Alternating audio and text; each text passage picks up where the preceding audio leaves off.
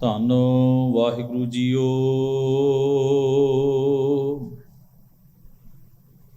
ਇਕ ਓੰਕਾਰ ਸਤਿ ਗੁਰ ਪ੍ਰਸਾਦ।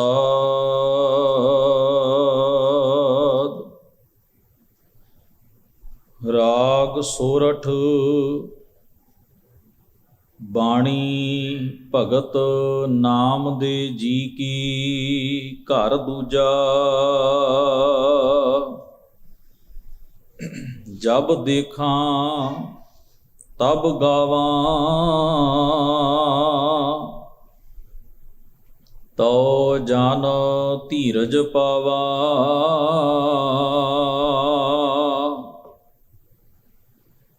ਨਾਦ ਸਮਾਏ ਲੋਰੇ ਸਤਿਗੁਰ ਭੇਟੀ ਲੈ ਦੇਵਾ।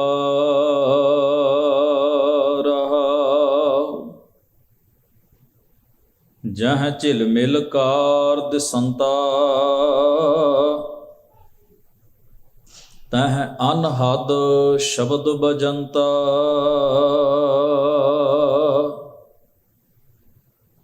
ਜੋਤੀ ਜੋਤ ਸਮਾਨੀ ਮੈਂ ਗੁਰ ਪ੍ਰਸਾਦੀ ਜਾਨੀ।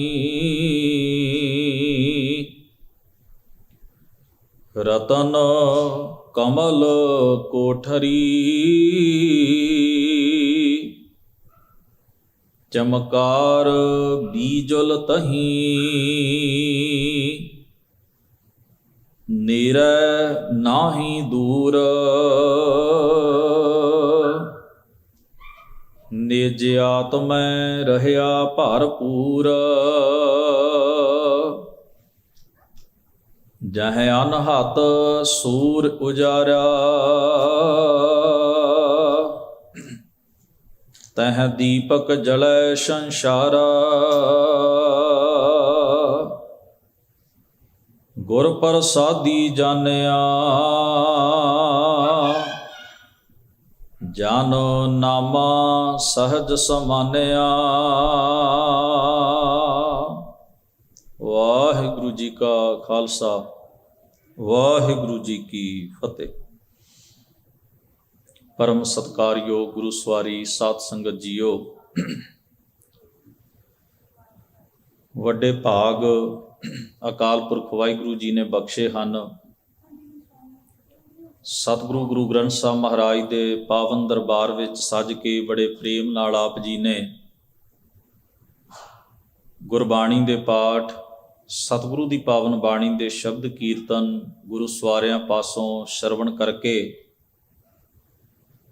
ਸਤਿਗੁਰੂ ਮਹਾਰਾਜ ਦੇ ਪਾਵਨ ਉਪਦੇਸ਼ ਨਾਲ ਸਾਂਝ ਬਣਾ ਕੇ ਆਪਣੇ ਜੀਵਨ ਦੀਆਂ ਇਹਨਾਂ ਘੜੀਆਂ ਨੂੰ ਸਫਲਿਆਂ ਸਾਰਥਕ ਬਣਾਉਣ ਦਾ ਯਤਨ ਕੀਤਾ ਹੈ। ਜਿਸ ਪਾਵਨ ਸ਼ਬਦ ਦਾ ਆਪ ਜੀ ਨੇ ਪਾਠ ਸ਼ਰਵਣ ਕੀਤਾ ਹੈ, ਭਗਤ ਨਾਮਦੇਵ ਸਾਹਿਬ ਜੀ ਦਾ ਉਚਾਰਨ ਕੀਤਾ ਹੋਇਆ ਧੰਨ ਗੁਰੂ ਗ੍ਰੰਥ ਸਾਹਿਬ ਜੀ ਦੇ ਅੰਕ ਨੰਬਰ 656 ਅਤੇ 57 ਦੇ ਉੱਤੇ ਸ਼ਬਦ ਸੁਭਾਇਮਾਨ ਹੈ। ਸ਼ਬਦ ਦਾ ਆਰੰਭ ਹੁੰਦਾ ਹੈ ਸੰਖੇਪ ਮੰਗਲਾਚਰਨ, ਇੱਕ ਓੰਕਾਰ ਸਤਿ ਗੁਰ ਪ੍ਰਸਾਦ। ਉਹ ਪ੍ਰਭੂ ਪਰਮਾਤਮਾ ਪਰਮੇਸ਼ਰ, ਸੰਸਾਰ ਦਾ ਸਿਰਜਣਹਾਰ, ਸੰਸਾਰ ਨੂੰ ਚਲਾਉਣ ਵਾਲਾ, ਸੰਸਾਰ ਦਾ ਨਾਸ਼ ਕਰਤਾ, ਸਭਨਾਂ ਵਿੱਚ ਵਿਆਪਕ ਪਰਮੇਸ਼ਰ ਇੱਕ ਹੈ। ਸਦੀਵ ਕਾਲ ਹੋਂਦ ਵਾਲਾ ਹੈ। ਗੁਰੂ ਦੇ ਬਖਸ਼ੇ ਹੋਏ ਗਿਆਨ, ਉਪਦੇਸ਼ ਦੀ ਕਮਾਈ ਨਾਲ, ਬਖਸ਼ਿਸ਼ ਨਾਲ ਉਸ ਪਰਮੇਸ਼ਰ ਦੀ ਸਰਵ ਵਿਆਪਕਤਾ ਦੀ ਸੋਝੀ ਜੀਵ ਨੂੰ ਹੁੰਦੀ ਹੈ। ਸ਼ਬਦ ਦਾ ਸਿਰਲੇਖ ਹੈ ਰਾਗ ਸੋਰਠ ਬਾਣੀ ਭਗਤ ਨਾਮ ਦੇ ਜੀ ਕੀ। ਘਰ ਪਹਿਲਾ ਸੋਰਠ ਰਾਗ ਹੈ। ਇਸ ਰਾਗ ਦੇ ਵਿੱਚ ਭਗਤ ਨਾਮਦੇਵ ਸਾਹਿਬ ਜੀ ਦੇ ਕੁੱਲ 3 ਸ਼ਬਦ ਦਰਜ ਹਨ। ਬਾਣੀ ਭਗਤ ਨਾਮ ਦੇ, ਇੱਥੇ ਸ਼ਬਦ ਜਿਹੜਾ ਹੈ ਨਾਮ ਦੇ ਹੈ, ਨਾ ਅੱਗੇ ਵਵਾ ਲੱਗਾ ਹੈ ਤੇ ਨਾ ਊੜਾ ਲੱਗਾ ਹੈ। ਕਈ ਜਗ੍ਹਾ ਤੇ ਭਗਤ ਨਾਮਦੇਵ ਸਾਹਿਬ ਜੀ ਦਾ ਨਾਮ ਨਾਮਦੇਵ, ਨਾਮ ਦਿਓ, ਇਸ ਤਰ੍ਹਾਂ ਕਰਕੇ ਆਉਂਦਾ ਹੈ। ਘਰ ਦੂਜਾ ਇਸ ਨੂੰ ਸੁਰ ਅਤੇ ਤਾਲ ਨਾਲ ਸੰਬੰਧਿਤ ਦੂਜੇ ਘਰ ਵਿੱਚ ਗਾਇਆ ਜਾਣਾ ਹੈ। ਮੈਂ ਅੱਗੇ ਵੀ ਬੇਨਤੀ ਕੀਤੀ ਸੀ, ਗੁਰੂ ਗ੍ਰੰਥ ਸਾਹਿਬ 'ਚ 1 ਤੋਂ ਲੈ ਕੇ 17 ਘਰ ਤੱਕ ਸਤਿਗੁਰੂ ਨੇ ਸਿਰਲੇਖ ਵਿੱਚ ਇਹ ਸ਼ਬਦ ਵਰਤੇ। ਸ਼ਬਦ ਦਾ ਜੋ ਰਹਾਉ ਵਾਲਾ ਬੰਦ ਹੈ, ਨਾਦ ਸਮਾਇਲੋ ਰੇ। ਨਾਦ ਦਾ ਅਰਥ ਹੁੰਦਾ ਹੈ ਧੁਨ। ਇੱਥੇ ਨਾਦ ਦਾ ਅਰਥ ਹੈ ਸ਼ਬਦ। ਰੇ ਦਾ ਭਾਵ ਹੈ, ਹੇ ਭਾਈ, ਮੇਰੀ ਜਿਹੜੀ ਸੁਰਤ ਹੈ ਉਹ ਗੁਰੂ ਦੇ ਸ਼ਬਦ ਵਿੱਚ ਸਮਾ ਗਈ ਹੈ। ਸੁਰਤ ਜਿਹੜੀ ਹੈ ਉਹ ਗੁਰੂ ਦੇ ਸ਼ਬਦ ਵਿੱਚ ਸਮਾ ਗਈ ਹੈ। ਨਾਦ ਸਮਾਇਲੋ ਰੇ, ਸਤਿਗੁਰ ਭੇਟੀ ਲੇ ਦੇਵਾ। ਦੇਵਾ ਤੋਂ ਭਾਵ ਹੈ ਪਰਮੇਸ਼ਰ, ਵਾਹਿਗੁਰੂ, ਅਕਾਲ ਪੁਰਖ। ਵੈਸੇ ਤੇ ਦੇਵਾ ਸ਼ਬਦ ਜਿਹੜਾ ਹੈ ਉਹ ਅਕਾਲ ਪੁਰਖ ਲਈ ਸਾਰੇ ਗੁਰਬਾਣੀ ਰਚਣ ਵਾਲੇ ਮਹਾਂਪੁਰਖਾਂ ਨੇ ਬਹੁਤ ਵਰਤਿਆ। ਪਰ ਜਦੋਂ ਭਗਤ ਨਾਮਦੇਵ ਸਾਹਿਬ ਇਹਨੂੰ ਵਰਤਦੇ ਨੇ ਤਾਂ ਉਹਨਾਂ ਦੀ ਬੋਲੀ ਦੇ ਵਿੱਚ, ਜਿਵੇਂ ਆਪਾਂ ਹੇ ਰੱਬਾ, ਉਹ ਦੇਵਾ ਸ਼ਬਦ ਵਰਤਦੇ ਨੇ, ਦੇਵਾ ਰੇ ਦੇਵਾ। ਭਾਵ ਹੇ ਮੇਰੇ ਪਰਮੇਸ਼ਰ, ਹੇ ਮੇਰੇ ਰੱਬ। ਭੇਟੀ ਲਈ ਮਤਲਬ ਹੈ ਮਿਲਾ ਦਿੱਤਾ। ਮੇਰੇ ਪਰਮੇਸ਼ਰ ਨੇ ਕਿਰਪਾ ਕੀਤੀ, ਬਖਸ਼ਿਸ਼ ਕੀਤੀ ਤੇ ਮੈਨੂੰ ਗੁਰੂ ਨਾਲ ਮਿਲਾ ਦਿੱਤਾ। ਗੁਰੂ ਦੇ ਮਿਲਾਪ ਸਦਕਾ ਕੀ ਹੋਇਆ? ਸਤਿਗੁਰੂ ਦੇ ਉਪਦੇਸ਼ ਵਿੱਚ ਮੇਰੀ ਸੁਰਤ ਲੀਨ ਹੋ ਗਈ। ਭਗਤ ਕਬੀਰ ਸਾਹਿਬ ਜੀ ਨੇ ਆਪਣੇ ਸ਼ਬਦ ਵਿੱਚ ਫਰਮਾਇਆ ਹੈ, ਉਹ ਲਿਖਦੇ ਹਨ, ਦੁਹੂ ਮਿਲ ਕਾਰਜ ਉਪਜੈ RAM ਨਾਮ ਸੰਜੋਗ। ਗੁਰੂ ਦਾ ਸ਼ਬਦ ਤੇ ਸਿੱਖ ਦੀ ਸੁਰਤ ਜਿਹੜੀ ਹੈ, ਜਦੋਂ ਸੁਰਤ ਤੇ ਸ਼ਬਦ ਦਾ ਮਿਲਾਪ ਹੁੰਦਾ ਹੈ ਤਾਂ ਸਿੱਖ ਉਸ ਅਵਸਥਾ ਤੱਕ ਪਹੁੰਚਦਾ ਹੈ ਜਿਹੜੀ ਅਵਸਥਾ ਤੇ ਸਤਿਗੁਰੂ ਸਿੱਖ ਨੂੰ ਲਿਜਾਣਾ ਚਾਹੁੰਦੇ ਹਨ। ਗੁਰੂ ਜਿਸ ਜਗ੍ਹਾ ਦੇ ਉੱਤੇ ਨੇ, ਸਿੱਖ ਨੇ ਵੀ ਉਸ ਅਵਸਥਾ ਤੱਕ ਪਹੁੰਚਣਾ। ਤੇ ਕਿਵੇਂ ਪਹੁੰਚੇ? ਉਹਦੇ ਲਈ ਇੱਕੋ ਹੀ ਤਰੀਕਾ ਹੈ ਵੀ ਉਹ ਗੁਰੂ ਦੇ ਕਹੇ ਦੇ ਉੱਤੇ ਅਮਲ ਕਰੇ। ਆਪਣੀ ਸੁਰਤ ਜਿਹੜੀ ਉਹਨੂੰ ਸਤਿਗੁਰੂ ਦੇ ਸ਼ਬਦ ਵਿੱਚ ਜੋੜੇ। ਭਾਵ ਗੁਰੂ ਦਾ ਉਪਦੇਸ਼ ਜਿਹੜਾ ਹੈ, ਗੁਰੂ ਦੀ ਮੱਤ ਜਿਹੜੀ ਹੈ, ਗੁਰੂ ਦਾ ਕਿਹਾ ਹੋਇਆ ਜਿਹੜਾ ਹੈ, ਉਹਨੂੰ ਆਪਣੀ ਸੁਰਤੀ ਦੇ ਵਿੱਚ ਟਿਕਾ ਲਵੇ। ਮੈਂ ਅੱਗੇ ਵੀ ਇੱਕ ਦਿਨ ਸੰਖੇਪ ਮਾਤਰੇ ਜ਼ਿਕਰ ਕੀਤਾ ਸੀ, ਜਿਹੜੀ ਚੀਜ਼ ਤੁਹਾਡੀ ਸੁਰਤ ਦਾ ਭਾਗ ਬਣ ਗਈ ਨਾ, ਸਤਿਗੁਰੂ ਨੇ ਬਾਣੀ 'ਚ ਕਿਹਾ, ਜੇ ਹੀ ਸੁਰਤ ਤੇ ਹੈ ਰਾਹ ਜਾਏ। ਤੁਹਾਡੀ ਸੁਰਤ ਜਿਹੜੀ ਚੀਜ਼ ਵਿੱਚ ਜੁੜੀ ਹੋਈ ਹੈ, ਤੁਸੀਂ ਜੀਵਨ ਜਿਉਣ ਦਾ ਢੰਗ ਵੀ ਉਹੋ ਜਿਹਾ ਹੀ ਬਣਾਓਗੇ। ਕਿਰਦਾਰ, ਵਿਹਾਰ, ਆਚਾਰ, ਸਾਡਾ ਅੰਤਰ ਆਤਮਾ ਉਹੋ ਜਿਹਾ ਹੀ ਹੋਏਗਾ ਜਿਹੋ ਜਿਹੀ ਜਿਸ ਚੀਜ਼ ਵਿੱਚ ਸਾਡੀ ਸੁਰਤ ਲੱਗੀ ਹੋਈ। ਤੋ ਇਸ ਨੂੰ ਮਹਾਰਾਜ ਜਦੋਂ ਕਹਿੰਦੇ ਨੇ ਜੇ ਹੀ ਸੁਰਤ ਤੇ ਹੈ ਰਾਹ ਜਾਏ, ਇਹਦਾ ਭਾਵ ਇਹ ਹੁੰਦਾ ਹੈ ਵੀ ਮਨੁੱਖ ਦਾ ਜੀਵਨ ਸਫ਼ਰ ਉਸ ਪਾਸੇ ਨੂੰ ਹੀ ਹੋ ਤੁਰਦਾ ਹੈ ਜਿਹੜੀ ਚੀਜ਼ ਵਿੱਚ ਉਹਦੀ ਸੁਰਤ ਜੁੜੀ ਰਹਿੰਦੀ ਹੈ, ਜਿਹੜੀ ਚੀਜ਼ ਵਿੱਚ ਉਹਦੀ ਲਗਨ ਲੱਗ ਗਈ। ਕਿਉਂਕਿ ਜਿੰਨਾ ਵੀ ਅਭਿਆਸ ਹੋਣਾ ਉਹ ਸੁਰਤ ਕਰਕੇ ਹੋਣਾ। ਮਹਾਰਾਜ ਧੰਨ ਗੁਰੂ ਨਾਨਕ ਸਾਹਿਬ ਨੂੰ ਪੁੱਛਿਆ ਸਿੱਧਾਂ ਨੇ, ਸਿੱਧਾਂ ਦੇ 12 ਪੰਥ, ਜੋਗੀਆਂ ਦੇ 12 ਪੰਥ ਨੇ, ਤੇ ਉਹਨਾਂ 12 ਪੰਥਾਂ 12 ਸੰਪਰਦਾਵਾਂ 'ਚੋਂ ਜਿਹੜੀ ਸਭ ਤੋਂ ਆਲਾ, ਜਿਹਨੂੰ ਉੱਚਾ ਦਰਜਾ ਜਾਂ ਫਖਰ ਨਾਲ ਯਾਦ ਕੀਤਾ ਜਾਂਦਾ ਜਾਂ ਵੱਡੀ ਕਹਿ ਲਓ, ਉਹ ਆਈ ਪੰਥ ਹੈ। ਤੁਸੀਂ ਜਦੋਂ ਜਪਜੀ ਸਾਹਿਬ ਦੀ ਬਾਣੀ ਪੜ੍ਹਦੇ ਹੋ, ਆਈ ਪੰਥੀ ਸਗਲ ਜਮਾਤੀ ਮਨ ਜੀਤੈ ਜਗ ਜੀਤ, ਉੱਥੇ ਮਹਾਰਾਜ ਨੇ ਆਈ ਪੰਥ ਜਿਹੜਾ ਹੈ ਉਹ ਜੋਗੀਆਂ ਦੇ ਇੱਕ ਫਿਰਕੇ ਦਾ ਜ਼ਿਕਰ ਕੀਤਾ, ਜੋਗੀਆਂ ਦੀ ਇੱਕ ਧਾਰਾ, ਇੱਕ ਸੰਪਰਦਾ ਦਾ ਜ਼ਿਕਰ ਕੀਤਾ। ਜੋਗੀ ਜਦੋਂ ਇੱਕ ਦੂਜੇ ਨੂੰ ਮਿਲਦੇ ਸਨ ਤੇ ਉਹਨੂੰ ਪੁੱਛਦੇ ਸਨ, ਤੇਰਾ ਗੁਰੂ ਕੌਣ ਹੈ? ਕਿਉਂਕਿ ਉਹਨਾਂ 'ਚ ਗੁਰੂ ਧਾਰਨ ਕੀਤੇ ਬਿਨਾਂ ਜੋਗ ਦੀ ਜੁਗਤ ਦੀ ਕਮਾਈ ਨਹੀਂ ਹੋ ਸਕਦੀ। ਜੇ ਤੁਸੀਂ ਯੋਗ ਕਮਾਉਣਾ ਹੈ ਤਾਂ ਤੁਹਾਨੂੰ ਸਭ ਤੋਂ ਪਹਿਲਾਂ ਇੱਕ ਗੁਰੂ ਧਾਰਨ ਕਰਨਾ ਪਏਗਾ। ਉਹ ਤੁਹਾਨੂੰ ਆਪਣੀ ਸਿੱਖਿਆ ਦੇਵੇਗਾ, ਤੁਹਾਨੂੰ ਅਭਿਆਸ ਕਰਾਏਗਾ, ਫਿਰ ਅੱਗੇ ਤੁਰੋਗੇ। ਹੁਣ ਜਦੋਂ ਸਤਿਗੁਰੂ ਗੁਰੂ ਨਾਨਕ ਸਾਹਿਬ ਸਿੱਧਾਂ ਕੋਲ ਗਏ, ਮਹਾਰਾਜ ਦੇ ਤਨ ਦੇ ਉੱਤੇ ਵੀ ਜੋਗੀਆਂ ਵਰਗਾ ਹੀ ਪਹਿਰਾਵਾ ਸੀ। ਇਹ ਗੁਰੂ ਨਾਨਕ ਸਾਹਿਬ ਮਹਾਰਾਜ ਦਾ ਇੱਕ ਤਰੀਕਾ ਰਿਹਾ ਕਿ ਹਜ਼ੂਰ ਜਿੱਥੇ ਵੀ ਗਏ ਉਹੋ ਜਿਹੇ ਉਹਨਾਂ ਨੇ ਵਸਤਰ ਪਹਿਨੇ ਤਾਂ ਕਿ ਲੋਕਾਂ ਨਾਲ ਗੱਲ ਕਰਨੀ ਬੜੀ ਸਹਿਲੀ ਤੇ ਸੌਖੀ ਹੋ ਜਾਏ। ਤੋ ਜੋਗੀ ਜਿਹੜੇ ਸਨ ਉਹ ਗ੍ਰਸਤੀਆਂ ਨਾਲ ਤਾਂ ਪਰਮਾਰਥ ਧਰਮ ਦੀ ਗੱਲ ਹੀ ਨਹੀਂ ਸਨ ਕਰਦੇ। ਜੇ ਕਿਸੇ ਨੇ ਕਹਿਣਾ ਜੀ ਸਾਨੂੰ ਵੀ ਦੱਸੋ ਕਿਵੇਂ ਅਸੀਂ ਸੰਸਾਰ ਦੇ ਝਮੇਲਿਆਂ ਤੋਂ ਮੁਕਤ ਹੋ ਕੇ ਅਸੀਂ ਵੀ ਕਿਤੇ ਰੱਬ ਬਾਰੇ ਕੁਝ ਜਾਣ ਲਈਏ, ਤੇ ਜੋਗੀਆਂ ਨੇ ਆਖਣਾ ਤੁਹਾਡੇ ਇਸ ਪ੍ਰਸ਼ਨ ਦੇ ਵਿੱਚ ਕੋਈ ਬਹੁਤਾ ਅਸਰ ਨਹੀਂ, ਤੁਸੀਂ ਇਹ ਗੱਲਾਂ ਛੱਡੋ। ਪੁੱਛਣਾ ਜੀ ਕੀ ਗੱਲ, ਸਾਨੂੰ ਤੁਸੀਂ ਕਿਉਂ ਨਹੀਂ ਇਸ ਬਾਰੇ ਦੱਸਦੇ? ਕਹਿਣ ਲੱਗੇ ਫਾਇਦਾ ਹੀ ਕੋਈ ਨਹੀਂ, ਇਸ ਗੱਲ ਦਾ ਲਾਭ ਹੀ ਕੋਈ ਨਹੀਂ। ਜੇ ਰੱਬ ਬਾਰੇ ਕੁਝ ਜਾਣਨਾ ਹੈ ਜਾਂ ਉਸ ਨੂੰ ਪਾਉਣਾ ਹੈ ਤਾਂ ਤੁਹਾਨੂੰ ਤਿਆਗ ਕਰਨਾ ਪੈਣਾ, ਉਹ ਤੁਸੀਂ ਕਰਨਾ ਕੋਈ ਨਹੀਂ। ਘਰ ਛੱਡ ਦਿਓਗੇ, ਗ੍ਰਸਤੀ ਤਿਆਗ ਦਿਓਗੇ? ਨਹੀਂ ਨਾ ਤਿਆਗੀ ਜਾਣੀ। ਇਸ ਕਰਕੇ ਆਰਾਮ ਨਾਲ ਜੋ ਸਾਡੀ ਸੇਵਾ ਪਾਣੀ ਜੋ ਕਰਨਾ ਉਹ ਕਰ ਦਿਓ ਤੇ ਗੱਲ ਖਤਮ ਕਰੋ, ਕਿਉਂਕਿ ਉਸ ਨੂੰ ਪਾਉਣ ਲਈ ਤਿਆਗ ਦਾ ਰਾਹ ਜ਼ਰੂਰੀ ਹੈ, ਸਭ ਕੁਝ ਛੱਡਣਾ ਜ਼ਰੂਰੀ ਹੈ। ਗੁਰੂ ਧਾਰਨ ਕਰਨਾ, ਉਹਦੇ ਕੋਲੋਂ ਦੀਖਿਆ ਲੈਣੀ ਤੇ ਯੋਗ ਦੀ ਕਮਾਈ ਕਰਨੀ ਜ਼ਰੂਰੀ ਹੈ। ਤੇ ਜੇ ਤੁਸੀਂ ਇਹ ਕਰ ਨਹੀਂ ਸਕਦੇ ਤੇ ਤੁਹਾਡੇ ਨਾਲ ਐਵੇਂ ਮੱਥਾ ਮਾਰਨ ਦਾ ਲਾਭ ਕੋਈ ਬਹੁਤਾ ਹੋਣਾ ਨਹੀਂ। ਤੁਸੀਂ ਇਹ ਕੁਝ ਛੱਡਣਾ ਨਹੀਂ ਤੇ ਜੋ ਕਮਾ ਸਕਣਾ ਨਹੀਂ, ਤੇ ਫਿਰ ਤੁਹਾਨੂੰ ਇਹਨਾਂ ਕੁਝ ਦੱਸਣ ਦਾ ਫਾਇਦਾ। ਤਾਂ ਬਹੁਤ ਵੱਡੀ ਡਿਬੇਟ ਉਹਨਾਂ ਦੇ ਵਿੱਚ ਆਪਸ ਵਿੱਚ ਵੀ ਚੱਲਦੀ, 12 ਦੇ 12 ਸੰਪਰਦਾਵਾਂ ਦੇ ਵਿੱਚ। ਹੁਣ ਉੱਥੇ ਜਿਸ ਵੇਲੇ ਗੁਰੂ ਨਾਨਕ ਸਾਹਿਬ ਨੂੰ ਉਹਨਾਂ ਪੁੱਛਿਆ, ਕਵਣ ਮੂਲ ਕਵਣ ਮਤ ਵੇਲਾ, ਤੇਰਾ ਕਵਣ ਗੁਰੂ ਜਿਸ ਕਾ ਤੂੰ ਚੇਲਾ, ਕਵਣ ਕਥਾ ਲੈ ਰਹੋ ਨਿਰਾਲੇ, ਬੋਲੇ ਨਾਨਕ ਸੁਣੋ ਤੁਮ ਬਾਲੇ। ਤਾਂ ਮਹਾਰਾਜ ਗੁਰੂ ਨਾਨਕ ਸਾਹਿਬ ਨੇ ਉੱਤਰ ਦਿੱਤਾ, ਪਵਣ ਆਰੰਭ ਸਤਿਗੁਰ ਮਤ ਵੇਲਾ, ਸ਼ਬਦ ਗੁਰੂ ਸੁਰਤ ਧੁਨ ਚੇਲਾ।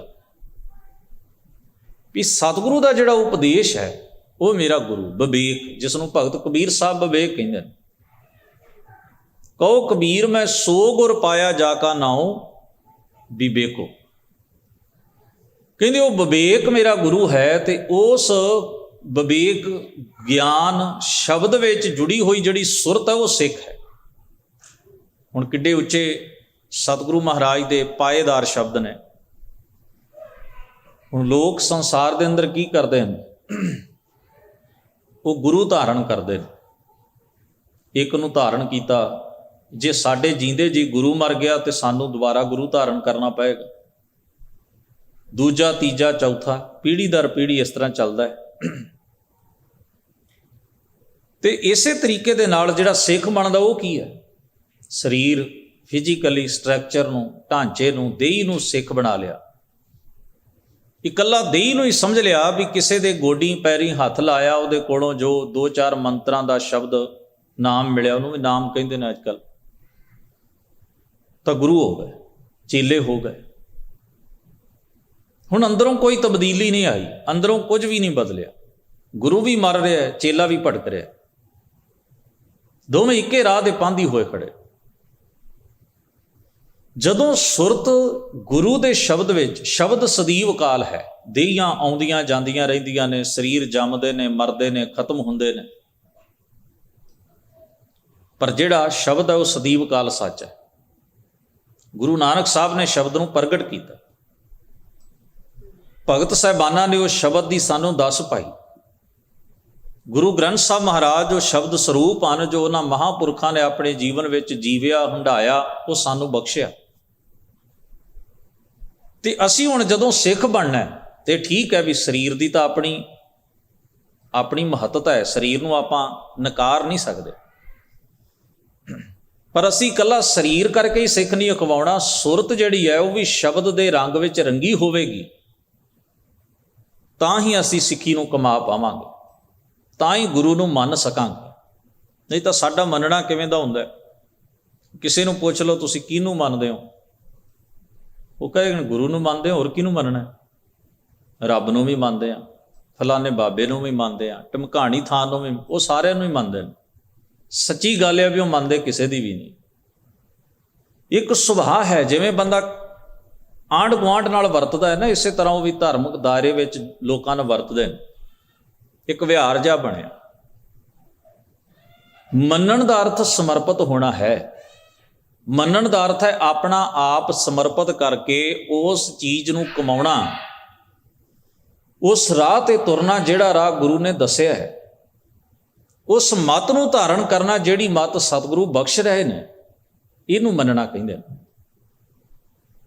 ਮੰਨਣ ਦਾ ਭਾਵ ਹੈ ਪ੍ਰਵਾਨ ਕਰਨਾ, ਅਸੈਪਟ ਕਰਨਾ, ਕਬੂਲ ਕਰਨਾ, ਧਾਰਨ ਕਰਨਾ, ਉਹਨੂੰ ਜੀਣਾ, ਉਹਨੂੰ ਹੰਢਾਉਣਾ, ਉਹਨੂੰ ਮੰਨਣਾ, ਤੇ ਉਹੋ ਜਿਹਾ ਕਰੈਕਟਰ, ਉਹੋ ਜਿਹਾ ਜੀਵਨ ਉਸਾਰਨਾ ਜਿਹੋ ਜਿਹਾ ਜੀਵਨ ਸਤਿਗੁਰੂ ਆਪਣੀ ਬਾਣੀ, ਆਪਣੇ ਉਪਦੇਸ਼ ਰਾਹੀਂ ਉਸਾਰਨ ਵਾਸਤੇ ਸਾਨੂੰ ਕਹਿੰਦੇ ਨੇ, ਇਹਨੂੰ ਮੰਨਣਾ ਕਹਿੰਦੇ ਨੇ। ਤੋ ਸਤਿਗੁਰੂ ਜੀ ਇੱਥੇ ਫਰਮਾਉਂਦੇ ਨੇ ਵੀ ਉਹ ਜਿਹੜਾ ਸਿੱਖ ਹੈ ਉਹ ਗੁਰੂ ਨਾਲ ਅਭੇਦ ਹੈ, ਗੁਰੂ ਨਾਲ ਇੱਕ ਸੁਰ ਹੈ। ਭਾਈ ਗੁਰਦਾਸ ਜੀ ਨੇ ਬੜੇ ਪਿਆਰੇ ਵਾਕ ਹੈ, ਕਹਿੰਦੇ ਤੁਸੀਂ ਨਦੀ ਵਗਦੀ ਵੇਖੋ। ਹੁਣ ਕਿਸੇ ਨੂੰ ਪੁੱਛੋ ਨਦੀ ਦੇ ਕਿੰਨੇ ਕਿਨਾਰੇ ਨੇ, ਉਹ ਕਹੇਗਾ 2। ਦੋਵਾਂ ਕਿਨਾਰਿਆਂ 'ਚ ਪਾਣੀ ਕਿੰਨਾ ਵਗਦਾ, ਉਹ ਕਹੇਗਾ 1। ਪਾਣੀ ਤੇ ਇੱਕੋ ਹੀ ਹੈ ਨਾ।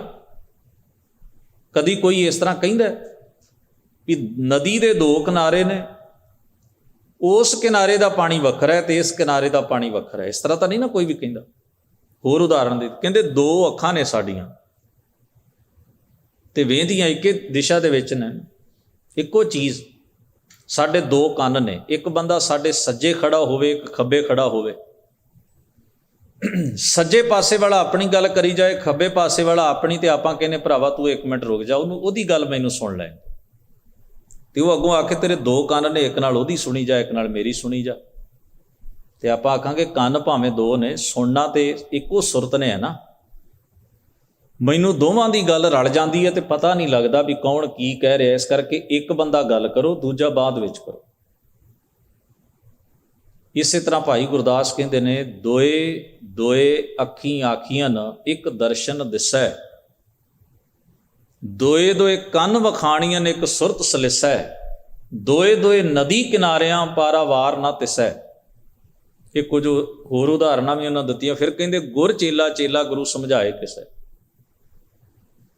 ਜਦੋਂ ਗੁਰੂ ਦੇ ਉਪਦੇਸ਼ ਨੂੰ ਮੰਨਣ ਵਾਲਾ ਉਸ ਨੂੰ ਮੰਨ ਕੇ, ਪ੍ਰਵਾਨ ਕਰਕੇ, ਜੀ ਕੇ, ਹੰਢਾ ਕੇ ਆਪਣਾ ਜੀਵਨ ਆਪਣੀ ਸੁਰਤ ਉਨੀ ਉੱਚੀ ਕਰ ਲੈਂਦਾ ਜਿੰਨੀ ਸਤਿਗੁਰੂ ਆਪਣੇ ਸ਼ਬਦ ਵਿੱਚ ਕਹਿੰਦੇ ਨੇ, ਤੇ ਫਿਰ ਗੁਰੂ ਤੇ ਸਿੱਖ ਦੀ ਜਿਹੜੀ ਵਿੱਥ ਹੈ ਉਹ ਮਿਟ ਜਾਂਦੀ, ਉਹ ਫਰਕ ਖਤਮ ਹੋ ਜਾਂਦਾ। ਫਿਰ ਗੁਰੂ ਤੇ ਸਿੱਖ ਦਾ ਜਿਹੜਾ ਰਿਸ਼ਤਾ ਹੈ, ਉਹ ਭਾਵੇਂ ਸਿੱਖ ਆਪਣੇ ਗੁਰੂ ਦਾ ਸਦਾ ਰਿਣੀ ਤੇ ਕਰਜ਼ਦਾਰ ਰਹਿੰਦਾ ਹੈ, ਪਰ ਆਤਮਿਕ ਤੌਰ ਤੇ ਉਹ ਦੋਵੇਂ ਅਭੇਦ ਹੋ ਜਾਂਦੇ ਨੇ, ਇੱਕ ਦੂਜੇ ਨਾਲ ਰਲ ਜਾਂਦੇ ਨੇ, ਇੱਕ ਦੂਜੇ ਵਿੱਚ ਸਮਾ ਜਾਂਦੇ। ਜਿਹੋ ਜਿਹਾ ਕਰਮ ਗੁਰੂ ਦਾ ਹੋਏਗਾ ਉਹੋ ਜਿਹਾ ਕਰਮ ਹੀ ਸਿੱਖ ਦਾ ਹੋਏਗਾ। ਬਾਣੀ ਵਿੱਚ 2 ਵਾਕ ਨੇ ਮੈਂ ਤੁਹਾਡੇ ਸਨਮੁਖ ਰੱਖਦਾ, ਗੁਰੂ ਸਿੱਖ, ਸਿੱਖ ਗੁਰੂ ਹੈ, ਇੱਕੋ ਗੁਰੂ ਉਪਦੇਸ਼ ਚਲਾਏ। ਇੱਕ ਵਾਕ ਹੈ, ਗੁਰ ਸਿੱਖਾਂ ਅੰਦਰ ਸਤਿਗੁਰ ਵਰਤੈ, ਜੋ ਸਿੱਖਾਂ ਨੂੰ ਲੋੜੈ ਸੋ ਗੁਰ ਖੁਸ਼ੀਆ। ਗੁਰੂ ਕਿੱਥੇ ਵਸਦਾ? ਗੁਰ ਸਿੱਖਾਂ ਅੰਦਰ ਸਤਿਗੁਰ ਵਰਤੈ। ਪਰ ਉਹ ਕਦੋਂ ਵਰਤਦਾ? ਜਦੋਂ ਸਿੱਖ ਗੁਰੂ ਵਾਲੀ ਰਹਿਣੀ ਨੂੰ, ਗੁਰੂ ਵਾਲੀ ਜੁਗਤ ਨੂੰ ਧਾਰਨ ਕਰ ਲੈਂਦਾ। ਉਦੋਂ ਗੁਰੂ ਤੇ ਸਿੱਖ ਦੋਵੇਂ ਅਭੇਦ ਹੋ ਜਾਂਦੇ ਨੇ, ਆਪਸ ਵਿੱਚ ਰਲ ਜਾਂਦੇ। ਤੋ ਭਗਤ ਨਾਮਦੇਵ ਸਾਹਿਬ ਕਹਿੰਦੇ ਮੇਰੀ ਸੁਰਤ ਹੁਣ ਸ਼ਬਦ ਵਿੱਚ ਸਮਾ ਗਈ ਹੈ, ਸੁਰਤ ਦੀ ਲਗਨ ਸ਼ਬਦ ਵਿੱਚ, ਉਪਦੇਸ਼ ਵਿੱਚ ਜੁੜ ਗਈ ਹੈ। ਰੱਬ ਨੇ, ਮਾਲਕ ਨੇ ਬੜੀ ਮਿਹਰ ਕੀਤੀ, ਬਖਸ਼ਿਸ਼ ਕੀਤੀ। ਮੇਰਾ ਮਿਲਾਪ ਜਦੋਂ ਦਾ ਗੁਰੂ ਨਾਲ ਹੋਇਆ, ਮੇਰੀ ਸੁਰਤ ਸ਼ਬਦ ਵਿੱਚ ਜੁੜ ਕੇ ਉੱਚੀ ਹੋ ਗਈ, ਭਰਮਾਂ ਤੋਂ ਰਹਿਤ ਹੋ ਗਈ। ਤੇ ਇਹਦਾ ਕੀ ਪ੍ਰਭਾਵ ਜੀਵਨ ਉੱਤੇ ਪਿਆ? ਜਦੋਂ ਸੁਰਤ ਸ਼ਬਦ ਵਿੱਚ ਜੁੜੀ ਤੇ ਇਹਦੀ ਕੀ ਪ੍ਰਾਪਤੀ ਹੋਈ, ਇਹਦੇ ਚੋਂ ਕੀ ਰਸ ਪ੍ਰਾਪਤ ਹੋਇਆ, ਇਹਦੇ ਚੋਂ ਕੀ ਜੀਵਨ ਪ੍ਰਾਪਤ ਹੋਇਆ, ਅੰਤਰ ਆਤਮਾ ਹਿਰਦਾ ਕਿਹੋ ਜਿਹਾ ਬਣ ਗਿਆ। ਹੁਣ ਭਗਤ ਨਾਮਦੇਵ ਸਾਹਿਬ ਬਾਕੀ ਸ਼ਬਦ ਵਿੱਚ ਇਹਦੀ ਵਿਆਖਿਆ ਕਰਦੇ, ਕਹਿੰਦੇ ਜਬ ਦੇਖਾਂ ਤਬ ਗਾਵਾਂ, ਤਉ ਜਨ ਧੀਰਜ ਪਾਵਾਂ। ਕਹਿਣ ਲੱਗੇ ਹੁਣ ਮੈਂ ਜਿਸ ਪਾਸੇ ਵੀ ਵੇਖਦਾ ਨਾ, ਜਦੋਂ ਵੀ ਜਿਸ ਪਾਸੇ ਵੀ ਤੱਕਦਾ, ਤੇ ਮੈਨੂੰ ਆਪਣੇ ਮਾਲਕ ਪਰਮੇਸ਼ਰ ਵਾਹਿਗੁਰੂ ਦੀ ਹੋਂਦ ਹਸਤੀ ਦਾ ਹੀ ਪਸਾਰਾ ਸਾਰੇ ਪਾਸੇ ਨਜ਼ਰ ਆਉਂਦਾ। ਕੋਈ ਦੂਈ ਦਵੈਤ ਮਨ ਵਿੱਚ ਰਹੀ ਹੀ ਨਹੀਂ, ਦੂਜਾ ਕੋਈ ਰਿਹਾ ਹੀ ਨਹੀਂ। ਹਰ ਪਾਸੇ ਇਵੇਂ ਲੱਗਦਾ ਵੀ ਮੇਰਾ ਵਾਹਿਗੁਰੂ ਆਪ ਹੀ ਬੋਲ ਰਿਹਾ ਹੈ, ਆਪ ਹੀ ਸੁਣ ਰਿਹਾ ਹੈ, ਆਪ ਹੀ ਕਰ ਰਿਹਾ ਹੈ, ਆਪ ਹੀ ਚੱਲ ਰਿਹਾ ਹੈ, ਆਪ ਹੀ ਸਾਰੀ ਕੁਦਰਤ ਨੂੰ ਉਹਨੇ ਖੇੜਾ ਤੇ ਜੀਵਨ ਬਖਸ਼ ਕੇ ਉਹਨਾਂ ਦੇ ਵਿੱਚ ਆਪ ਹੀ ਸਮਾਇਆ ਹੋਇਆ। ਮੇਰੇ ਮਨ ਅੰਦਰ ਹੁਣ ਕੋਈ ਦੂਈ ਨਹੀਂ, ਕੋਈ ਦਵੈਤ ਨਹੀਂ, ਕੋਈ ਭੇਦ ਭਾਵ ਨਹੀਂ, ਕੋਈ ਕੁਝ ਨਹੀਂ, ਮੈਨੂੰ ਸਾਰੀ ਉਹਦਾ ਰੂਪ ਨਜ਼ਰ ਆਉਂਦਾ। ਤੇ ਜਦੋਂ ਜਦੋਂ ਮੈਂ ਉਸ ਦਾ ਅਹਿਸਾਸ ਕਰਦਾ ਨਾ ਵੀ ਉਹ ਹੈ, ਤੇ ਮੈਂ ਉਹਦੇ ਗੁਣ ਗਾਉਣਾ, ਮੈਂ ਉਸ ਪਰਮੇਸ਼ਰ ਵਾਹਿਗੁਰੂ ਦੀ ਸਿਫਤ ਸਲਾਹ ਕਰਦਾ, ਜਾਨੀ ਕਿ ਮੈਂ ਜਿਹੜੀ ਪਰਮੇਸ਼ਰ ਦੀ ਸਿਫਤ ਕਰ ਰਿਹਾ ਇਹ ਕੋਈ ਮਹਿਜ਼ ਗੀਤ ਨਹੀਂ। ਹੁਣ ਆਪਾਂ ਨੂੰ, ਸਾਨੂੰ ਕੋਈ ਕਹੇ ਨਾ ਰੱਬ ਦੀ ਉਸਤਤ ਵਿੱਚ 2 ਗੱਲਾਂ ਕਰ ਦਿਓ, ਤੇ ਆਪਾਂ ਨੂੰ ਜਿੰਨੀ ਕੁ ਜਾਣਕਾਰੀ ਹੋਏਗੀ, ਕਿਤੇ ਉਹ ਸੁਣਿਆ ਹੋਵੇ, ਕਿਤੇ ਉਹ ਪੜ੍ਹਿਆ ਹੋਵੇ, ਆਪਾਂ ਉਸ ਹਿਸਾਬ ਨਾਲ ਕਹਿ ਦਿੰਦੇ ਹਾਂ। ਜਿੰਨਾ ਆਪਾਂ ਸੁਣਿਆ ਹੋਵੇ ਕਿਤੇੋਂ ਵੀ ਰੱਬ ਬਾਰੇ, ਰੱਬ 'ਚ ਆਹ ਗੁਣ ਨੇ, ਜਿੰਨਾ ਆਪਾਂ ਪੜ੍ਹਿਆ ਹੋਵੇ, ਜਿੰਨਾ ਕੁ ਆਪਣੀ ਜਾਣਕਾਰੀ ਹੋ, ਆਪਾਂ ਕਹਿ ਦਿੰਦੇ ਵੀ ਭਾਈ ਇੰਨੀ ਕਈ ਵਾਰ ਵੇਖੀਦਾ ਕਿਸੇ ਮਨੁੱਖ ਬਾਰੇ ਕੋਈ ਇਕੱਠ ਹੋਇਆ ਹੋਵੇ ਨਾ, ਉੱਥੇ ਸਾਰੇ ਸੇਮ ਜੀਆਂ ਗੱਲਾਂ ਕਰਨਗੇ। ਖਾਸ ਤੌਰ 'ਤੇ ਕੋਈ ਚਲਾਣਾ ਕਰ ਜਾਏ ਤੇ ਉਹਦੇ ਚਲਾਣੇ ਦੇ ਉੱਤੇ ਦੁਨੀਆ ਬੜੇ ਸ਼ਰਧਾ ਦੇ ਫੁੱਲ ਭੇਟ ਕਰਦੀ ਹੈ, ਤੇ ਤਕਰੀਬਨ ਸੇਮ ਜੀਆਂ ਗੱਲਾਂ ਹੁੰਦੀਆਂ, ਇੱਕ ਦੋ ਗੱਲਾਂ ਨੂੰ ਛੱਡ ਕੇ। ਸਾਡਾ ਸਾਰਾ ਜ਼ੋਰ ਲੱਗਿਆ ਹੁੰਦਾ ਇੱਕ ਦੂਜੇ ਤੋਂ ਅੱਗੇ ਨਿਕਲਣ ਦਾ ਤੇ ਵਡਿਆਈ ਕਰਨ ਦਾ, ਤੇ ਗੱਲਾਂ ਸਾਰੀਆਂ ਰਲਦੀਆਂ ਹੁਣ ਤਕਰੀਬਨ, ਕਿਉਂਕਿ ਉਹ ਕਿੱਥੋਂ ਪਤਾ ਲੱਗੀਆਂ ਨੇ। ਜਿਨ੍ਹਾਂ ਬੰਦਿਆਂ ਨੇ ਉਸ ਜਾਣ ਵਾਲੇ ਨਾਲ ਨਹੀਂ ਵੀ ਨਾ ਵਰਤਿਆ ਹੁੰਦਾ ਚੰਗੀ ਤਰ੍ਹਾਂ, ਉਹਨਾਂ ਨੂੰ ਵੀ ਬੜਾ ਪਤਾ ਹੁੰਦਾ ਵੀ ਇਹਦੇ 'ਚ ਕਿੰਨੇ ਗੁਣ ਨੇ। ਹੁਣ ਉਹਨਾਂ ਨੂੰ ਪੁੱਛੋ ਵੀ ਤੁਹਾਨੂੰ ਕਿਵੇਂ ਪਤਾ ਲੱਗਿਆ? ਸੁਣੀ ਸੁਣਾਈ ਰਟੀ ਰਟਾਈ ਗੱਲ ਹੈ। ਬੜੇ ਚੰਗੇ ਸਨ, ਬੜੀ ਮਿਹਨਤ ਕੀਤੀ ਹੈ। ਹੁਣ ਹਰ ਬੰਦਾ ਹੀ ਜ਼ਿੰਦਗੀ 'ਚ ਕਰਦਾ, ਸੁਭਾਵਿਕ ਜੀ ਗੱਲ ਹੈ। ਤੇ ਜੇ ਉਹ ਥੋੜ੍ਹਾ ਬਹੁਤ ਕਿਸੇ ਧਾਰਮਿਕ ਅਦਾਰੇ ਨਾਲ ਜੁੜਿਆ, ਫਿਰ ਆਪਾਂ ਕਹਿੰਦੇ ਬੜੇ ਗੁਰਮੁਖ ਸਨ, ਗੁਰੂ ਘਰ ਨੂੰ ਬੜੇ ਮੰਨਣ ਵਾਲੇ ਸਨ। ਉਹ 7-8 ਗੱਲਾਂ ਜਿਹੜੀਆਂ ਨੇ ਉਹੀ ਸਰਕਲ ਬਣਾ ਕੇ ਵੱਖਰੇ ਵੱਖਰੇ ਸ਼ਬਦਾਂ ਰਾਹੀਂ ਸਾਡੇ ਸਾਹਮਣੇ ਆਉਂਦੀਆਂ ਰਹਿੰਦੀਆਂ। ਹੁਣ ਉੱਥੇ ਕਈ ਵਾਰ ਉਸ ਬੰਦੇ ਨਾਲ ਵਰਤਿਆ ਨਹੀਂ ਹੁੰਦਾ, ਬੋਲਣ ਵਾਲੇ ਨੇ ਨਾ ਉਹਦੇ ਨਾਲ ਵਰਤਿਆ ਨਹੀਂ ਹੁੰਦਾ। ਸਾਡੀ ਧਾਰਮਿਕ ਲਾਈਨ ਹੋਣ ਕਰਕੇ ਕਈ ਜਗ੍ਹਾ ਤੇ ਜਾਣ ਦਾ ਸਬੱਬ ਆਪਣੇ ਦੇਸ਼ ਵਿੱਚ ਵੀ ਬਣਦਾ ਰਿਹਾ। ਤੇ ਮੈਂ ਇੱਕ ਧਾਰਮਿਕ ਨੇਤਾ ਨੂੰ ਜਾਣਦਾ ਜਿਸ ਨੇ 3-4 ਜਗ੍ਹਾ ਦੇ ਉੱਤੇ ਸੇਮ ਹੀ ਗੱਲ ਕੀਤੀ। ਉਹਦੀਆਂ 2-3 ਗੱਲਾਂ ਪੱਕੀਆਂ ਹੀ ਹੁੰਦੀਆਂ ਸਨ। ਸਾਡਾ ਇਸ ਪਰਿਵਾਰ ਨਾਲ ਬੜੇ ਸਾਲਾਂ ਦਾ ਵਰਤੋਂ ਵਿਹਾਰ ਹੈ। ਇੱਕ ਤਾਂ ਉਹਨੇ ਇਹ ਕਹਿਣਾ, ਦੂਜਾ ਨੇ ਇਹ ਕਹਿਣਾ ਵੀ ਇਹ ਗੁਰੂ ਘਰ ਨੂੰ ਬੜੇ ਮੰਨਣ ਵਾਲੇ, ਤੀਜੀ ਗੱਲ ਉਹਨੇ ਇਹ ਕਹਿਣੀ ਵੀ ਬੜੇ ਇਮਾਨਦਾਰ, ਤੇ ਚੌਥੀ ਗੱਲ ਉਹਨੇ ਇਹ ਕਹਿਣੀ ਵੀ ਇਹ ਸਮਾਜ ਵਿੱਚ ਬੜੇ ਲੋਕਾਂ ਦੀ ਸੇਵਾ ਕਰਦੇ ਨੇ, ਤੇ ਕਹਿਣੀ ਹਰ ਜਗ੍ਹਾ ਤੇ। ਹੁਣ ਪਹਿਲੀ ਵਾਰ ਜਦੋਂ ਬੰਦਾ ਸੁਣਦਾ ਤੇ ਸੋਚਦਾ ਵੀ ਸੱਚੀ ਗੱਲ ਹੋਏਗੀ, ਵਰਤਦੇ ਹੋਣਗੇ। ਦੂਜੀ ਥਾਂ ਵੀ, ਤੀਜੀ ਥਾਂ ਵੀ, ਚੌਥੀ ਥਾਂ ਵੀ, ਪਤਾ ਉਹਨੂੰ ਹੈ ਨਹੀਂ ਵੀ ਹੈ ਕੌਣ ਸੀ ਬੰਦਾ। ਉਹ ਜਿਹੜੀ ਚੀਜ਼ ਹੈ ਉਹ ਕਿੱਥੋਂ ਬੋਲਦਾ ਹੈ? ਜਾਣਕਾਰੀ ਦੇ ਪੱਧਰ ਤੇ ਜੋ ਉਸ ਦੇ ਅੰਦਰ ਪਿਆ, ਜਿਹੜੀ ਗੱਲ ਪਈ ਹੈ, ਜਿੰਨੀ ਉਹਨੇ ਵੀ ਇੰਨੀਆਂ ਕਿ ਗੱਲਾਂ ਕਹੀਦੀਆਂ ਨੇ। ਜਾਣ ਵਾਲੇ ਨੂੰ ਇਹ ਥੋੜ੍ਹੀ ਕਿਹਾ ਜਾਂਦਾ ਵੀ ਬੰਦਾ ਮਨਮੁਖ ਸੀ, ਮਾੜਾ ਸੀ। ਉਹਦੀ ਇੱਜ਼ਤ ਆਬਰੂ ਦਾ ਖਿਆਲ ਰੱਖਿਆ ਜਾਂਦਾ, ਪਰ ਗੱਲ ਵੀ ਇੰਨੀ ਵਧਾ ਕੇ ਕਹਿਣੀ ਵੀ ਬੜੀ ਉੱਚੀ, ਵੀ ਜਿਵੇਂ ਦੁਨੀਆ 'ਚ ਇਹੀ ਬੰਦਾ ਸੀ, ਕੋਈ ਸਾਰਾ ਸੰਸਾਰ ਇਹਦੇ ਆਸਰੇ ਖੜਾ ਸੀ। ਉਹ ਜਿਹੜੀ ਚੀਜ਼ ਹੈ, ਹੁਣ ਜਦੋਂ ਸਾਨੂੰ ਰੱਬ ਬਾਰੇ, ਗੁਰੂ ਬਾਰੇ ਕੋਈ ਕਹਿਣ ਨੂੰ ਆਖੇ, ਮੈਂ ਇੱਕ ਐਗਜ਼ਾਮਪਲ ਉਦਾਹਰਣ ਦਿੱਤੀ ਹੈ, ਤੇ ਅਸੀਂ ਕਿੱਥੋਂ ਕਹਾਂਗੇ? ਜੋ ਸਾਡੀ ਜਾਣਕਾਰੀ, ਜੋ ਅਸੀਂ ਸੁਣਿਆ ਜਾਂ ਪੜ੍ਹਿਆ, ਕਿ ਅਸੀਂ ਖੁਦ ਉਸ ਨੂੰ ਹੰਢਾਏ ਹੋਈ ਗੱਲ ਨੂੰ ਕਦੇ ਨਹੀਂ ਆਖਾਂ। ਇੱਕ ਹੁੰਦਾ ਬੰਦੇ ਨੇ ਵਰਤਿਆ ਨਾਲ ਤੇ ਉਹਨੂੰ ਪਤਾ ਹੈ ਵੀ ਸੁਭਾਅ ਕਿਹੋ ਜਿਹਾ, ਇੱਕ ਹੈ ਉਹਨੇ ਸੁਣਾ ਕੇ ਗੱਲ ਕੀਤੀ ਹੈ। ਭਗਤ ਨਾਮਦੇਵ ਸਾਹਿਬ ਕਹਿੰਦੇ ਮੈਂ ਰੱਬ ਨੂੰ ਸੁਣਾ ਕੇ ਨਹੀਂ ਗਾਉਂਦਾ, ਮੈਂ ਰੱਬ ਨੂੰ ਜਾਣ ਕੇ ਗਾਉਂਦਾ, ਮੈਂ ਰੱਬ ਨੂੰ ਮਹਿਸੂਸ ਕਰਕੇ ਗਾਉਂਦਾ। ਮੈਂ ਉਸ ਦੀ ਹਜ਼ੂਰੀ ਵਿੱਚ ਹਾਜ਼ਰ ਹੋ ਕੇ ਉਸ ਦੀ ਸਿਫਤ ਸਲਾਹ ਕਰਦਾ। ਜਦੋਂ ਗੁਰੂ ਨਾਨਕ ਸਾਹਿਬ ਨੇ ਸ਼ਬਦ ਉਚਾਰਿਆ ਹੈ ਨਾ, ਗਗਨ ਮੈਂ ਥਾੜ ਰਵ ਚੰਦ ਦੀਪਕ ਬਨੇ, ਤਾਂ ਮੇਰੇ ਸਤਿਗੁਰੂ ਨੂੰ ਮਹਿਸੂਸ ਹੋਇਆ ਵੀ ਸਾਰੀ ਕਾਇਨਾਤ ਤੇ ਕੁਦਰਤ ਉਸ ਮਾਲਕ ਦੀ ਆਰਤੀ ਕਰ ਰਹੀ, ਉਹਦੀ ਪੂਜਾ ਕਰ ਰਹੀ ਹੈ, ਉਹਦੇ ਗੁਣ ਗਾ ਰਹੀ ਹੈ, ਉਹਦੇ ਭੈ, ਉਹਦੇ ਹੁਕਮ ਵਿੱਚ ਚੱਲ ਰਹੀ ਹੈ। ਭੈ ਵਿੱਚ ਪਵਨ ਬਹਿ ਸਦਵਾਓ, ਭੈ ਵਿੱਚ ਚੱਲੈ ਲੱਖ ਦਰਿਆਓ, ਭੈ ਵਿੱਚ ਅਗਨ ਕੱਢੈ ਵੇਗਾਰ, ਭੈ ਵਿੱਚ ਧਰਤੀ ਦੱਬੀ ਭਾਰ। ਇਹ ਸਾਰੇ ਬੋਲ ਅਸੀਂ ਮਹਾਰਾਜ ਦੇ ਜਦੋਂ ਪੜ੍ਹਦੇ ਹਾਂ ਤਾਂ ਇਹ ਸਤਿਗੁਰੂ ਨੇ ਆਪਣੇ ਅਨੁਭਵ ਤਜਰਬੇ ਚੋਂ ਕਹੇ, ਜੋ ਨਾ ਫੀਲ ਮਹਿਸੂਸ ਕੀਤਾ। ਤੋ ਭਗਤ ਨਾਮਦੇਵ ਸਾਹਿਬ ਕਹਿੰਦੇ ਜਬ ਦੇਖਾਂ ਤਬ ਗਾਵਾਂ, ਮੈਂ ਜੋ ਗਾਉਣਾ, ਮੈਂ ਜੋ ਸਿਫਤ ਸਲਾਹ ਉਹਦੀ ਕਰਦਾ, ਉਹਨੂੰ ਮਹਿਸੂਸ ਕਰਕੇ ਕਰਦਾ, ਸੁਣੀ ਸੁਣਾਈ ਨਹੀਂ ਕਰਦਾ, ਰਟੀ ਰਟਾਈ ਨਹੀਂ ਕਰਦਾ। ਕਿਉਂਕਿ ਮੈਂ ਉਹਨੂੰ ਪਹਿਲਾਂ ਜਾਣਿਆ, ਉਸ ਨੂੰ ਬੁੱਝਿਆ, ਉਸ ਨੂੰ ਜੀਵਿਆ, ਉਸ ਨੂੰ ਮਾਣਿਆ, ਉਸ ਨੂੰ ਹਰ ਜਗ੍ਹਾ ਮਹਿਸੂਸ ਕੀਤਾ, ਤੇ ਹੁਣ ਜਿਹੜੀ ਮੈਂ ਸਿਫਤ ਕਰਦਾ ਉਹ ਮੇਰੇ ਅੰਤਰ ਆਤਮੇ ਚੋਂ ਆਉਂਦੀ ਹੈ, ਉਹ ਮੇਰੇ ਹਿਰਦੇ ਵਿੱਚੋਂ ਫੁੱਟਦੀ ਹੈ। ਫਿਰ ਆਖਦੇ ਹਨ ਤਉ ਜਨ ਧੀਰਜ ਪਾਵਾਂ, ਤੇ ਜਿਉਂ-ਜਿਉਂ ਫਿਰ ਮੈਂ ਉਹਦੀ ਸਿਫਤ ਸਲਾਹ ਕਰਦਾ, ਮੇਰੇ ਅੰਦਰ ਨੂੰ ਧੀਰਜ ਆਉਂਦਾ ਹੈ, ਧਰਵਾਸ ਆਉਂਦਾ।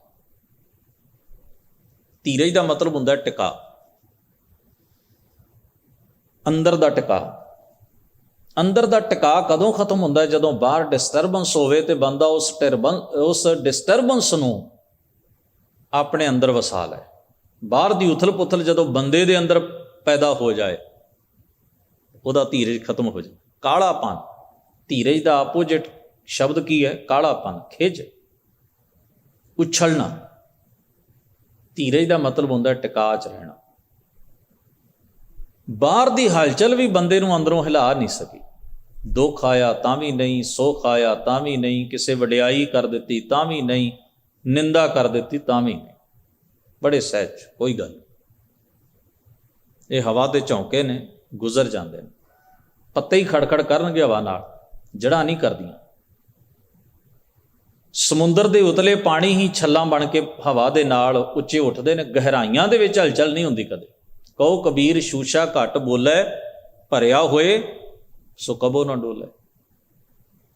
ਜਿੰਨਾ ਅੰਦਰੋਂ ਕੋਈ ਡੂੰਘਾ ਹੋਏਗਾ, ਜਿੰਨਾ ਅੰਦਰੋਂ ਕੋਈ ਗੌਰਾ ਹੋਏਗਾ, ਜਿੰਨਾ ਅੰਦਰੋਂ ਕੋਈ ਗੰਭੀਰ ਹੋਏਗਾ, ਓਨਾ ਸ਼ਾਂਤ ਹੋ ਜਾਏਗਾ। ਜਿੰਨਾ ਕੋਈ ਆਪਣੇ ਅੰਤਰ ਆਤਮੇ 'ਚ ਉਤਰਨ ਦੀ ਕੋਸ਼ਿਸ਼ ਕਰੇਗਾ, ਆਪਣੇ ਆਪ ਨੂੰ ਜਾਣਨ ਦੀ ਕੋਸ਼ਿਸ਼ ਕਰੇਗਾ, ਮੈਂ ਡਿਸਟਰਬ ਕਿਉਂ ਆ, ਮੇਰੀ ਡਿਸਟਰਬੈਂਸ ਦਾ ਕਾਰਨ ਕੀ ਹੈ, ਮੇਰੇ ਅੰਦਰ ਦੇ ਕਾਹਲੇਪਨ ਦਾ ਕਾਰਨ ਕੀ ਹੈ, ਮੈਂ ਭਟਕਦਾ ਕਿਉਂ ਹਾਂ, ਉਹਦੇ ਅੰਦਰ ਦਾ ਧੀਰਜ, ਉਹਦੇ ਅੰਦਰ ਦਾ ਸਹਿਜ ਕਦੇ ਨਹੀਂ ਗਵਾਚ। ਕਹਿੰਦੇ ਨੇ ਮੈਂ ਜਿਉਂ-ਜਿਉਂ ਉਸ ਵਾਹਿਗੁਰੂ ਦੇ ਗੁਣ ਗਾਉਣਾ, ਤਿਉਂ-ਤਿਉਂ ਮੇਰੇ ਅੰਦਰ ਧੀਰਜ ਟਿਕਾ ਬਣਦਾ ਜਾਂਦਾ ਹੈ। ਕਾਹਲਾਪਨ ਖਤਮ ਹੋ ਰਿਹਾ ਜੀਵਨ 'ਚ। ਨਿੱਕੀ ਨਿੱਕੀ ਗੱਲ ਉੱਤੇ ਉਛਲ ਜਾਣ ਵਾਲਾ ਸੁਭਾਅ ਜਿਹੜਾ ਮੁੱਕ ਗਿਆ। ਤੋ ਅਗਲਾ ਵਾਕ ਹੈ, ਜਹ ਝਿਲਮਿਲ ਕਾਰ ਦਸੰਤਾ ਤੈ ਅਨਹਦ ਸ਼ਬਦ ਬਜੰਤਾ। ਝਿਲਮਿਲ ਕਾਰ ਦਾ ਮਤਲਬ ਹੁੰਦਾ, ਤੁਸੀਂ ਛੋਟੇ ਛੋਟੇ ਬਲਬ ਜਗਦੇ ਵੇਖੋ ਨਾ, ਕਈ ਵਾਰ ਜਗਦੇ ਨੇ, ਬੁਝਦੇ ਨੇ, ਇਹ ਉਹਨਾਂ ਨੂੰ ਚੰਚਲਤਾ ਕਹਿੰਦੇ। ਇੱਕ ਸਾਰ ਨਾ ਰਹਿਣਾ। ਜਿਹੜੀ ਚੀਜ਼ ਇੱਕ ਸਾਰ ਨਾ ਰਵੇ, ਇੱਕੋ ਜਿਹੀ ਨਾ ਰਵੇ, ਉਹਨੂੰ ਆਪਾਂ ਕਹਿੰਦੇ ਚੰਚਲ। ਜਿਵੇਂ ਬੱਚੇ ਦਾ ਸੁਭਾਅ ਚੰਚਲ ਇਸ ਕਰਕੇ ਕਿਹਾ ਜਾਂਦਾ ਵੀ ਟਿਕ ਨਹੀਂ ਸਕਦਾ, ਕਿਉਂਕਿ ਉਹਦੇ ਸੁਭਾਅ 'ਚ ਉਛਲਣਾ, ਕੁੱਦਣਾ, ਖੇਡਣਾ, ਹੱਸਣਾ, ਹਰ ਚੀਜ਼ ਵਿੱਚ ਇਹ ਪ੍ਰਵਿਰਤੀ ਹੈ ਉਹਦੀ।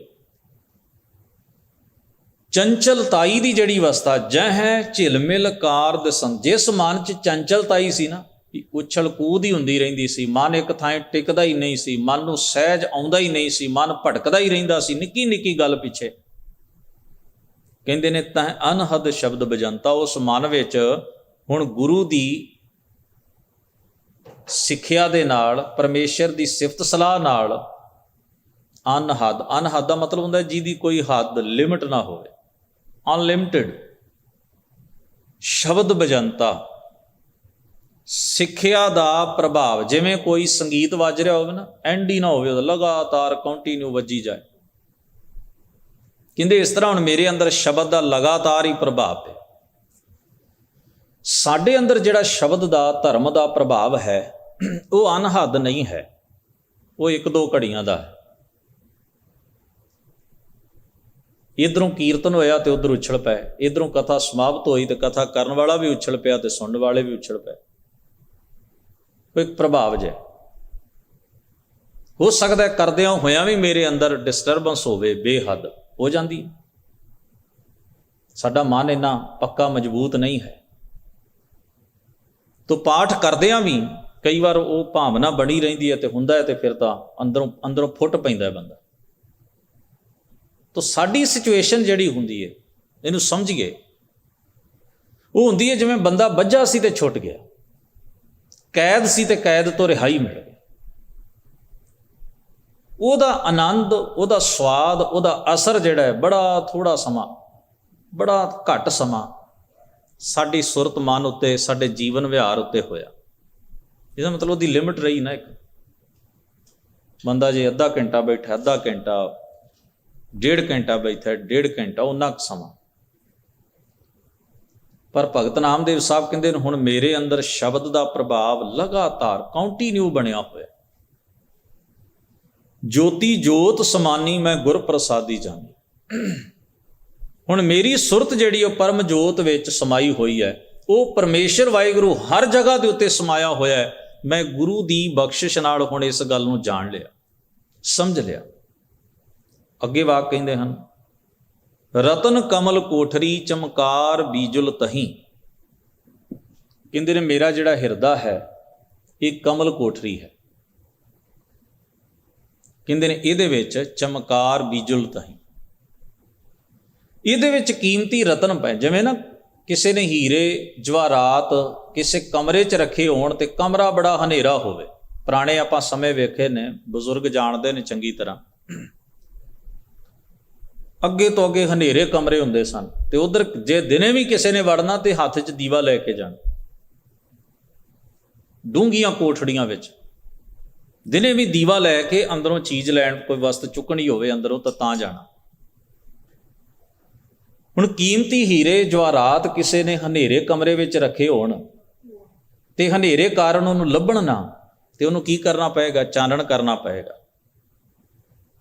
ਰੱਬੀ ਗੁਣਾਂ ਦੀ ਦੌਲਤ ਕਿੱਥੇ ਹੈ? ਨਾਮ ਕਿੱਥੇ ਹੈ? ਸਾਡੇ ਹਿਰਦੇ ਵਿੱਚ।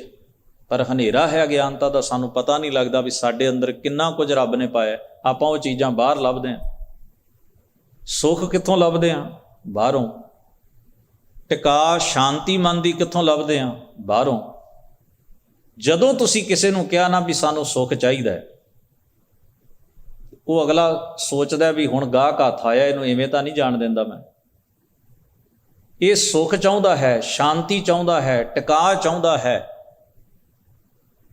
ਤਾਂ ਇਹ ਹੁਣ ਜੇ ਆ ਗਿਆ ਮੇਰੇ ਕੋਲ ਤੇ ਇਵੇਂ ਨਹੀਂ ਜਾਣ। ਜੇ ਅੱਗੋਂ ਬੰਦਾ ਚਲਾਕ ਹੈ ਤਾਂ ਤੁਹਾਨੂੰ ਉਹਨੇ ਗਾਹਕ ਬਣਾ ਲੈਣਾ। ਤੁਸੀਂ ਪੈਸੇ ਵੀ ਦਿਓਗੇ, ਉਹਦੀ ਗੱਲ ਵੀ ਧਿਆਨ। ਜਿਹੜਾ ਬੰਦਾ ਘਰੇ ਗੱਲ ਨਹੀਂ ਨਾ ਸੁਣਦਾ, ਉਹਦੀ ਜ਼ਰੂਰ ਸੁਣਦਾ ਫਿਰ।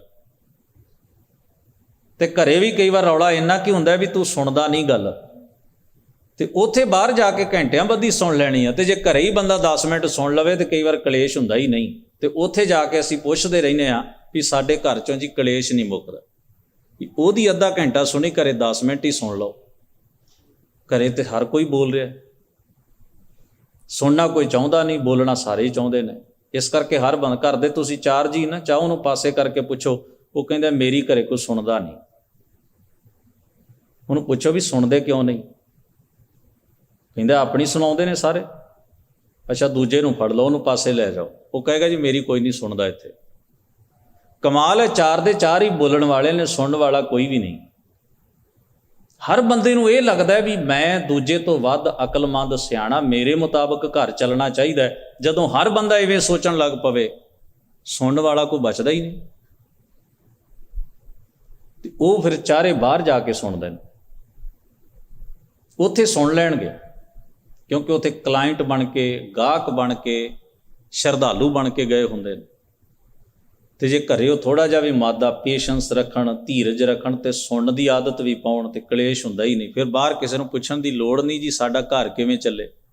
ਘਰ ਤੁਹਾਡਾ ਹੈ, ਜੀ ਤੁਹਾਡੇ ਨੇ, ਦੱਸੇਗਾ ਕੋਈ।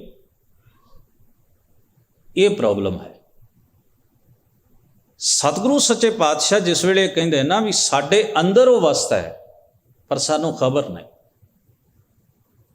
ਤੇ ਭਗਤ ਨਾਮਦੇਵ ਸਾਹਿਬ ਨੇ ਕਿਹਾ ਚਮਕਾਰ ਬੀਜੁਲ ਤਹੀਂ। ਬਿਜਲੀ ਦੀ ਚਮਕਾਰ ਲਿਸ਼ਕ ਜਦੋਂ ਪੈਂਦੀ ਹੈ ਨਾ, ਹਨੇਰੀ ਰਾਤ ਹੋਵੇ, ਬਿਜਲੀ ਦੀ ਲਿਸ਼ਕ ਪਵੇ ਤੇ ਸਾਰੇ ਪਾਸੇ ਚਾਨਣ ਹੋ ਜਾਂਦਾ।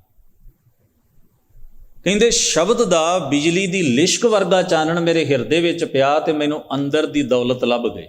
ਬਾਹਰ ਢੂੰਡਣ ਤੇ ਛੂਟ ਪਰੇ ਗੁਰ ਘਰ ਹੀ ਮਾਹੇ ਦਿਖਾਇਆ ਥਾ। ਫਿਰ ਫਰਮਾਉਂਦੇ ਹਨ,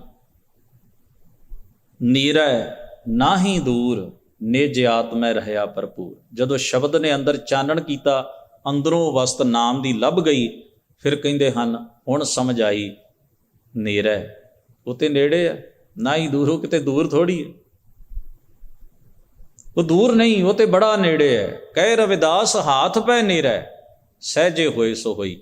ਨਿਜ ਆਤਮੈ ਕਿੰਨਾ ਕੁ ਨੇੜੇ? ਭਗਤ ਜੀ ਨੂੰ ਪੁੱਛਿਆ ਕਿੰਨਾ ਕੁ ਨੇੜੇ? ਕਹਿੰਦੇ ਨਿਜ ਆਤਮੈ ਰਹਿਆ ਭਰਪੂਰ। ਮੇਰੇ ਆਪਣੇ ਵਜੂਦ ਵਿੱਚ, ਮੇਰੀ ਆਪਣੀ ਆਤਮਾ 'ਚ ਵਸਿਆ ਹੋਇਆ।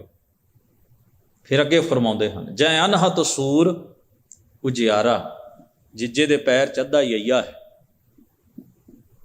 ਜੈ ਅਨਹਤ ਸੂਰ ਉਜਿਆਰਾ, ਤਾਂ ਜੀਪ ਦੀਪਕ ਜਲੈ ਸੰਸਾਰਾ। ਪਹਿਲੋਂ ਮੱਧਮ ਜਿਹਾ ਇੱਕ ਛੋਟਾ ਜਿਹਾ ਦੀਵਾ ਜਗਦਾ ਸੀ ਮੇਰੇ ਅੰਦਰ, ਤੇ ਹੁਣ ਛੋਟੇ ਜਿਹੇ ਦੀਵੇ ਦਾ ਚਾਨਣ ਵੀ ਉਹਨਾਂ ਕਿ ਉਹਨਾਂ ਦੀ ਲੋ ਵੀ ਥੋੜ੍ਹੀ ਜਿਹੀ ਹੋਣੀ, ਕਿੱਥੇ ਸੂਰਜ ਤੇ ਕਿੱਥੇ ਦੀਵਾ।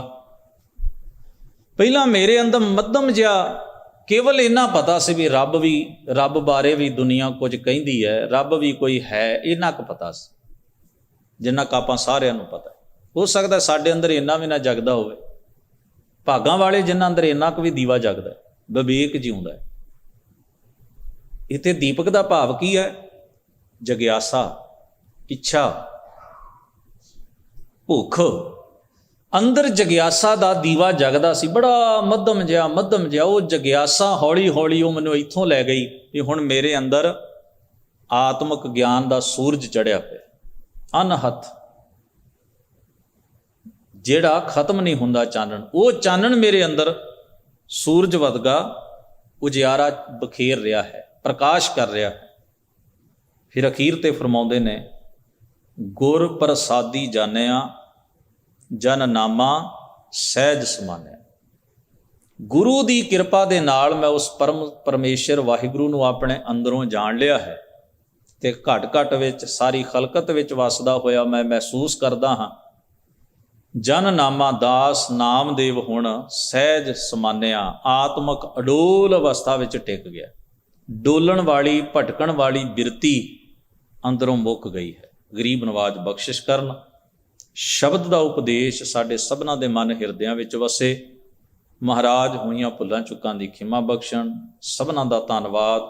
ਅਦਬ ਸਹਿਤ ਗੁਰੂ ਫਤਿਹ ਨਾਲ ਸਾਂਝ ਬਣਾਓ। ਵਾਹਿਗੁਰੂ ਜੀ ਕਾ ਖਾਲਸਾ, ਵਾਹਿਗੁਰੂ ਜੀ ਕੀ ਫਤਿਹ।